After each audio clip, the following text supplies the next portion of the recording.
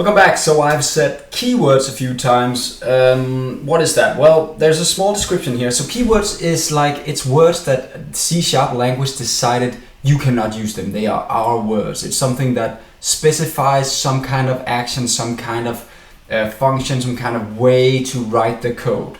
That's what keywords is. And there's a lot of keywords to learn, and we're going to move forward and learn more and more as we progress in this basic tutorial. But here are some of them. We have what they call modifier keywords. It's stuff like if it's a constant, if it's something you cannot change, if it's an abstract class. Don't worry, you don't have to know these yet. I will explain most of them as we move forward. We can have partial classes, we can have static functions. So we already have static, we're actually already using that inside our main here. Notice that this is static, right? And this is void.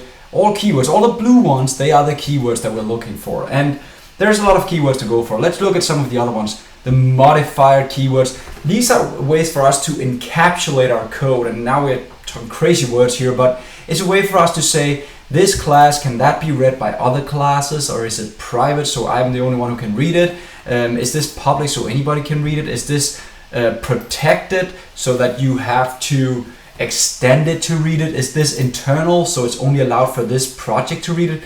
Another set of keywords. So there are also the statements. We already talked about the if, the else. We talked about the the while loop, but there are also for each loops, for loops, switches.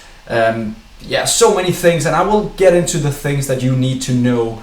There's the out keyword, namespace keywords. So this is a list, a very, very good list of all the different keywords that C# provides for you. You don't have to know them all, but you have to understand that sometimes if you get some kind of error saying you cannot use that, if you call a variable for public, you'll be told int public is not allowed because public is a keyword in the C# language. So that's not allowed to use any of these words inside your variable naming.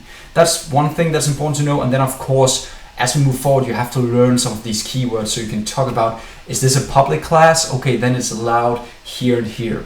So that was just a very brief introduction to keywords. We'll get more into it as we move along. See you in the next lessons.